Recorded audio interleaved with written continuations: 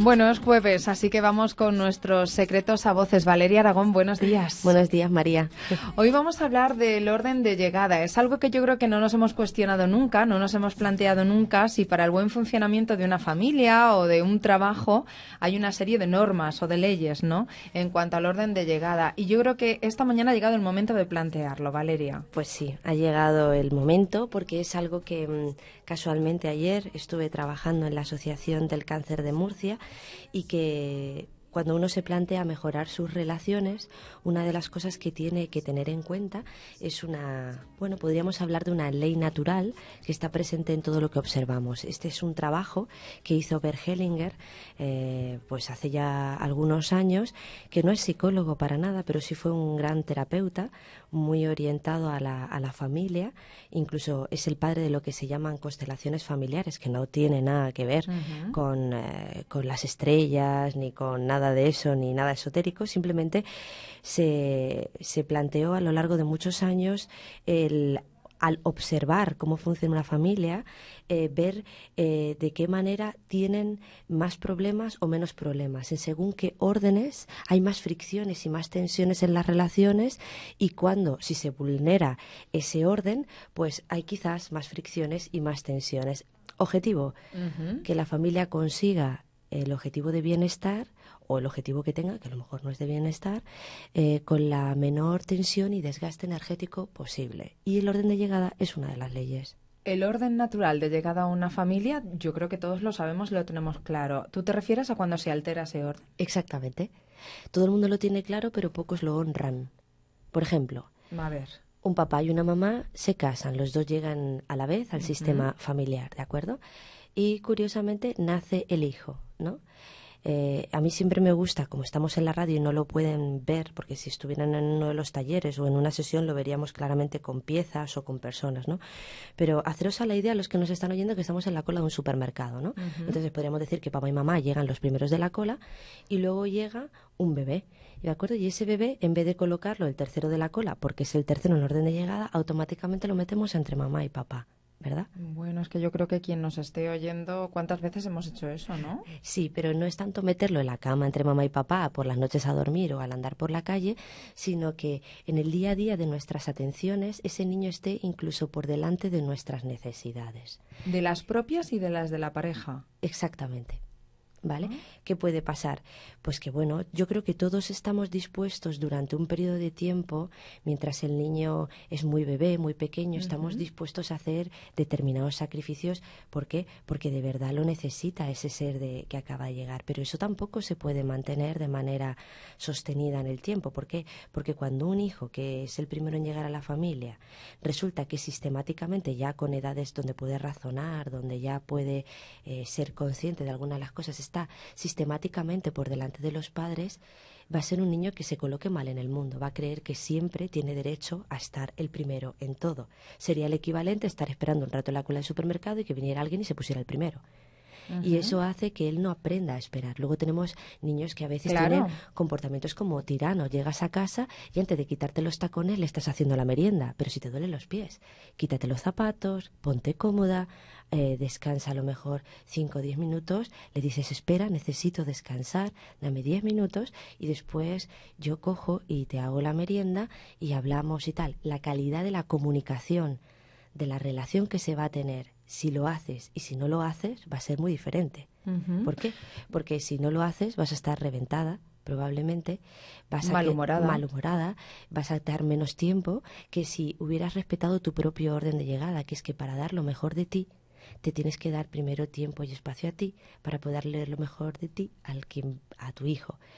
Esto es todavía peor cuando viene un segundo hijo y a lo mejor ese hermano mayor tiene 5 o 6 años y de golpe viene el pequeño y otra vez, ¡pum!, aparece lo primero. Entonces aparecen los celos del mayor y empieza todas esas tensiones donde ves esos hermanos que pegan a otros hermanos, donde hay conflictos continuamente, y es porque alguien lo ha puesto demasiado arriba en el orden de llegada. O sea que hay situaciones que dependen de nosotros mismos, de dónde ubiquemos a ese pequeño recién nacido, ¿no? Donde tú te coloques, en el fondo eres tú como padre el que se ha descolocado. Claro, tú no estás sustentando tu primer lugar y por lo tanto alguien con necesidades se mete ahí y luego te quejas de que es él. No haber dejado tú tu espacio. Una de las características de la sistémica es que un lugar que ostenta una persona no la puede ostentar otra. Es decir, si tú te mueves, no te quejes de que te quiten ese lugar. O sea, ¿los problemas de celos entre hermanos pueden tener esa raíz? Una de ellas, hay muchas Una más. de No ellas, vamos a ¿no? ser Pero simplistas, bueno. pero sí. De la misma manera que imagínate que pasan a ser hermanos mayores. Y los padres ya se hacen viejitos. Incluso vamos a ponernos en una situación donde los papás están seniles, ¿no? Y de golpe ese hermano pequeño que estudió económicas y que sabe mucho más que a lo mejor el hermano mayor que no estudió esa carrera o que no se ha dedicado a eso, empieza a querer tomar decisiones propios de unos padres e imponerle a los padres, por ejemplo, lo que hay que hacer con un terreno o con una herencia o con cualquier cosa. Otra vez se está colocando en la cola del supermercado el primero. Le está diciendo a sus padres y a sus hermanos qué tiene que hacer. Si eso lo han aceptado todos, porque se lo han pedido y cada uno acepta lo que eso implica, porque de verdad quieren y lo aceptan, vale, estupendo. Pero generalmente no es así. Se colocan así y luego están las rencillas entre hermanos, padres que se victimizan, etcétera, etcétera. Por supuesto, esto se lía todavía mucho más, por ejemplo, cuando hay una separación, ¿no? Y alguien se divorcia y tú te quedas, vamos a ponerte a ti, María, en tu casa con tus 2 hijos, ¿no? Y por lo que sea te echas una nueva pareja. Y llegas a nueva pareja y otra vez se vuelve a colocar como padre de esa nueva familia. Eso es colocarse a la cabeza de la cola del supermercado. Y no le corresponde. Realmente está al final de la cola y tiene que saber que va a haber muchas circunstancias, si de verdad quiere estar contigo, donde tú tendrás que tomar determinaciones que pasen primero por tus hijos y luego lleguen a él. Y eso forma parte de estar ordenado en la sistémica familiar. Hay muchos más ejemplos que podríamos poner, o sea, que son apabullantes de cómo sin querer acabamos diciéndole a nuestros padres lo que tenemos que hacer cuando tienen 40 años con respecto a muchísimas cosas. ¿Cuándo es el único momento donde se puede romper el orden de llegada de verdad? ¿Cuándo? Cuando formas tu primera familia. Es decir, tú eres hija de tus padres, te casas con otra persona y tienes tus propios hijos. Tus padres no son lo primero, tus hijos son lo primero. Es decir, es como si se creara una nueva caja en el supermercado. Cuando abrimos todas las partes de la familia, te refieres. Ya no solo el matrimonio y los hijos, sino cuando vamos a los tíos, los primos, los padres. No. Cuando tú, como hija de tu madre, decides casarte con tu marido y tienes tus propios hijos. Ya lo primero no son tus padres, tiene que ser tus hijos. Es como si se abriera otra cola, otra caja en el supermercado. ¿Y por qué digo esto? Porque es tremendamente doloroso ver lo que yo trabajo todos los días, ¿no? Cuando algunos abuelitos, por circunstancias, van a vivir a las casas de las familias y los hijos se sienten desatendidos porque la madre o el padre está tan en deuda, entre comillas, con su progenitor o con su progenitora, que toda su vida gira en torno al cuidado de los abuelos.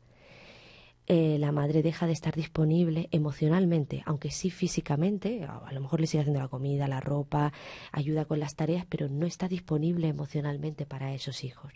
Ayer casualmente en la Asociación del Cáncer lo hablábamos, ¿no? Como en una de las afectadas había vivido primero con el abuelo paterno, luego con el abuelo materno, y como la madre no tuvo tiempo, ni el padre tuvo tiempo para dedicarle a sus hijos, porque entre los trabajos y cuidar de unos señores que son sus abuelos, a los que querían muchísimo y se sentían en deuda, pues se comían todo el tiempo. Entonces las niñas, como dijo ella, yo me crié sola, aunque mi madre estaba en casa. Entonces, ¿estamos diciendo que hay que aparcar a los abuelos en geriátricos y pasar de nuestros mayores? No, eso es un disparate. Lo mayor hay que honrarlo, hay que agradecerlo, nos dieron la vida, pero el río nunca llega hacia arriba. Lo que tus padres te dan no se lo puedes devolver, sino que lo que te dieron es para que tú se lo des a tus hijos. Y si alteras ese orden, de verdad quien sí lo necesita de ti, que son tus hijos, no lo van a tener disponible y se vuelve disfuncional.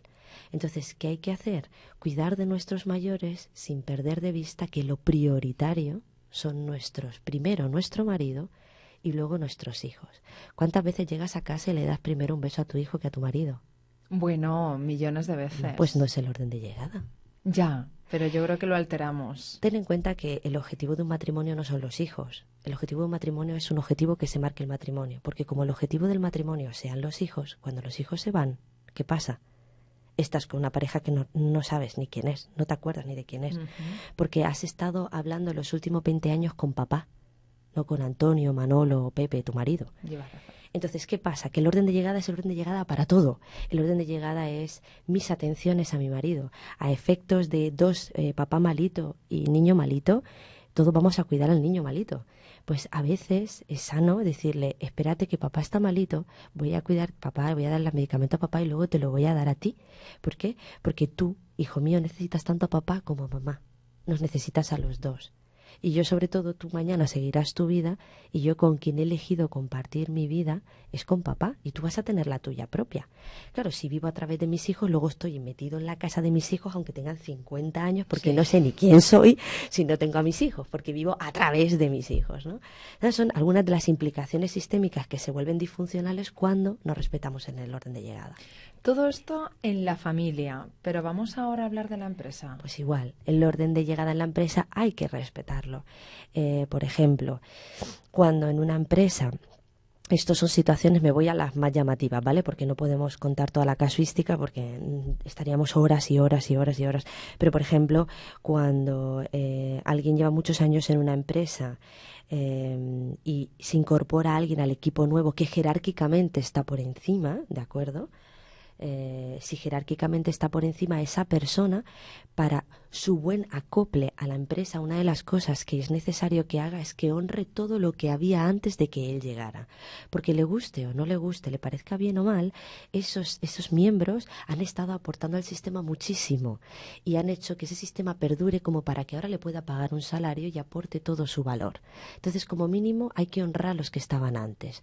Esto, en un sentido práctico, podríamos decir que aunque seas el gerente de nueva incorporación, tienes que tener en consideración a los miembros antiguos del equipo para que te aporten toda la experiencia y el know-how que llevan acumulando dentro de ese sistema, ¿vale? Aunque tú al final, como gerente y responsable en esa cabeza de la jerarquía, acabes tomando la decisión que según tus competencias y tus decisiones tienes que aprobar. Pero no es lo mismo que el equipo sienta que lo tienes en cuenta y que valoras su aportación al sistema, que tomes las decisiones unilateralmente. Hay muchos gerentes que entran como elefantes en una cacharrería y dicen, como el anterior no me gustó, voy a cambiarlo absolutamente todo. Eso sin de verdad haber entrado y honrado lo que hay, valorar, ver un tiempo sin tocar nada. ¿Qué es lo que funciona? ¿Qué es lo que no funciona? ¿Qué vicios tiene? ¿Qué cambios son necesarios hacer? Cuando tú de verdad te has mimetizado prácticamente con ese sistema y de verdad aceptas lo que hay, a partir de ahí empiezas a trabajar. Pero tiene que haber esa primera fase. Si no, estás generando una disfunción en el orden de llegada. Eso está clarísimo. Cuando estamos en una empresa y se cambian los equipos de liderazgo que normalmente forman parte de la empresa, los trabajadores tienden a ver a los nuevos equipos de liderazgo como un poco temerosos, ¿no? Y yo creo que hacer equipo es lo que finalmente consigue grandes cosas. De ahí esa ley, ¿no? El valorar a los trabajadores. Es importante, perdona que te interrumpa, que decir que estas leyes están demostradas empíricamente. O sea, no es que un señor se las imaginó y buscó dónde en la realidad se cumple. No. Fue fruto de la observación de numerosos casos, de numerosos sistemas, tanto en la empresa como en la familia, donde se decantaron estas leyes implícitas, ¿vale? No es una cosa que alguien se inventó y buscó refutarla, sino que es fruto de la observación y están demostradas empíricamente por diversas universidades. ¿Hay más leyes de este tipo? ¿En más situaciones y en más sitios? Hay 3 leyes fundamentales en lo relativo a la familia, que es el orden de llegada, que lo acabamos de hablar, el equilibrio entre el dar y el tomar, que lo veremos el próximo programa, y el derecho de pertenencia, que nadie te puede excluir, hayas hecho lo que hayas hecho, por ejemplo, de una familia. ¿Vale? Eso a nivel familiar. Y luego a nivel de empresa hay otras 3 que tienen que ver con la jerarquía, que tienen que ver con la ley de la aceptación y demás, que iremos comentando de manera sucinta, ¿no? Pero sí, creo que es interesante, María, que quienes nos escuchan comprendan consciente o inconscientemente, por qué leyes estamos siendo gobernados. Y claro que habrá excepciones donde esa ley no se cumpla y funcionen bien. Ahora, lo que queremos es ver, cuando uno no se encuentre bien, que se pregunte, ¿estoy bien colocado en mi sistema familiar? ¿O estoy haciendo el hermano pequeño, haciendo de hermano mayor continuamente? ¿O estoy haciendo de madre de mi padre o de padre de mi madre? ¿O no me dejo que me cuiden y me quieran porque siendo el pequeño hago de padre y de madre? Pues un poco quiero que hagáis esa reflexión, ¿no? ¿Estás colocado en lo que se supone que es tu lugar? Porque sabes lo más fuerte, que mal colocado en tu sistema de familia, mal colocado en tu sistema laboral. Una persona que no está en su lugar adecuado, no lo está en ningún ámbito. No lo está en ningún ámbito. Qué pena, ¿verdad? No, qué suerte, muchas veces así no lo aprendes. sabemos. No, es que muchas veces no lo sabemos y tenemos que buscar en nosotros mismos, analizarnos para poder desarrollar todo eso. Y eso es un fruto del análisis personal de cada uno, y así es como vamos creciendo como personas. Gracias, Valeria Aragón, por estos secretos a voces. Gracias a ti, María. Espero que sea de ayuda.